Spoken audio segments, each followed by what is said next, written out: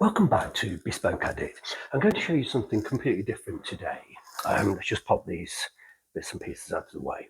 I'm going to be mixing up a red rot treatment to stabilise and bind the leather. These spectacular Peel & Co. gillies, they do have red rot. It's not serious.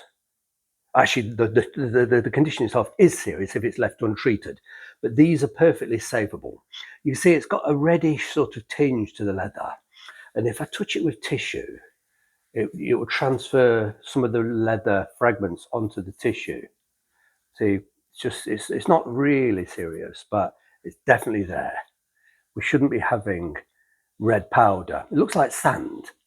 If I were to try and polish these or moisturize them, the moisturizer wouldn't normally when you take a coloured moisturizer, I've got some behind me, so something like this, it's the wrong colour, I've just picked that up randomly, like a coloured moisturizer, normally that would be corrected in seconds. It would change the colour, correct the colour with the cream. On red rot, it doesn't. It makes the situation much worse. It doesn't sink in properly, and it certainly doesn't spread or saturate. What happens as you're trying to rub the cream in, the surface of the leather, it just breaks down, and you get like beads of gritty. It feels like sand in the pad that you're applying the cream with. So it's just bizarre. So if I touch this, it doesn't. I've got a little bit on my fingers, but if I were to dampen that with the cream and rub it in, instantly the leather starts to sort of disintegrate very quickly. It just rubs away. You get balls of little leather, and it looks like sand. I do need to treat the whole shoe, and what it is, they're ancient.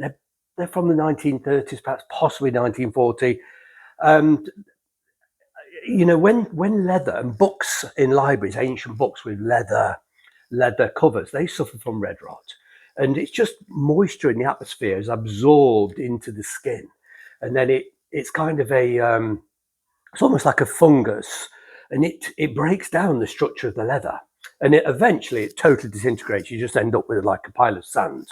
But these have probably been had the condition for at least 30 to 50 years. I would say that it's since the 60s these have had red rot, so it doesn't advance quickly, but nothing can be done with these until I've sort of cured this problem. So yeah, let's just down here. Look, the skin's delicate. It's obviously been knocked and it's taken chunks off. And if I rub that, yeah, there's definitely residue. But yeah, so it's taken the polish off, and underneath, so these whole skins will need to be treated.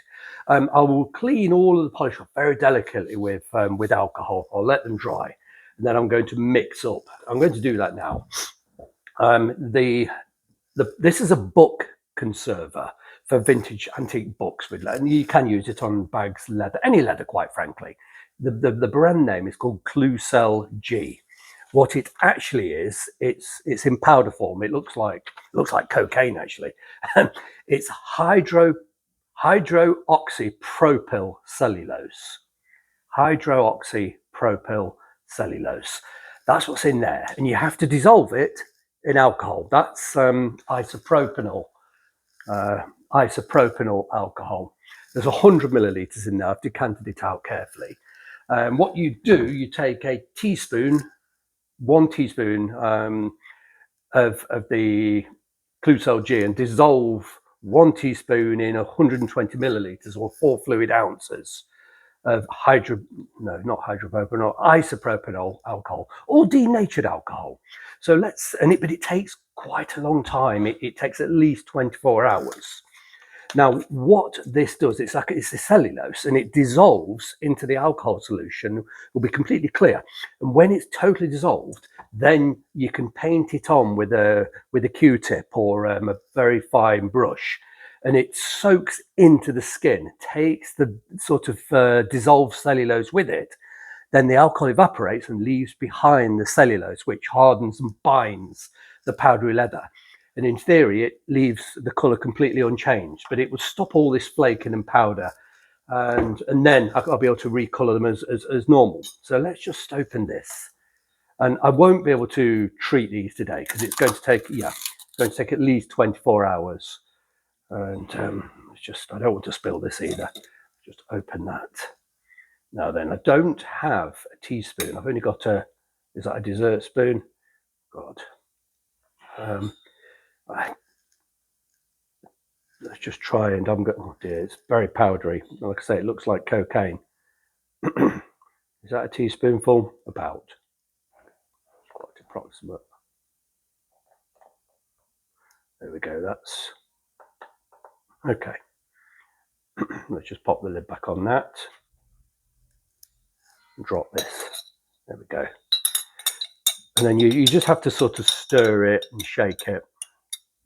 It does take a long time. It has to, the alcohol has to dissolve that cellulose. So I won't even think about using that for at least 24 hours. You can see it's all lumpy in the bottom. But I'll make a separate video showing this pair of shoes being treated for red rot. I do have others that need treating, but these I'm particularly keen to treat.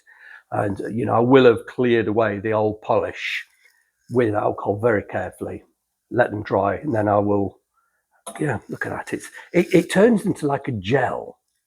You have to keep shaking at it and keep stirring it. And eventually it will dissolve, and that will be like a thin, watery gel. If it's too thick, I'll have to pop a bit more alcohol in it. If it's too thin, I'll have to pop a little bit more of the powder in there, but we'll definitely get there. And this does work. It's what professional book restorers use. Clucel G. Hydroxypropyl cellulose. It's quite a, like most chemical compound names, it's quite a mouthful. But, right, I just wanted to show you that, but nothing else to see for at least 24 hours. We're just waiting for that. You can see it spinning around here. It's all in clumps, and I do have something in the jar. It's like a little black thing. It's a piece of grit or something. You know, I'll fish that out with this, or maybe a Q-tip. I don't want whatever that black thing is. I have cleaned the jar. Obviously didn't do a very good job of cleaning it. It's got something in there which I don't want to transfer onto the skin. And you cannot contaminate this with water. You cannot. It doesn't. It just doesn't. It kind of blooms. It goes white and milky if you get any water in there. If you think, oh, it's too thick, I'll pop a tiny bit of water in. That can't be done. It has to be denatured or isopropanol alcohol.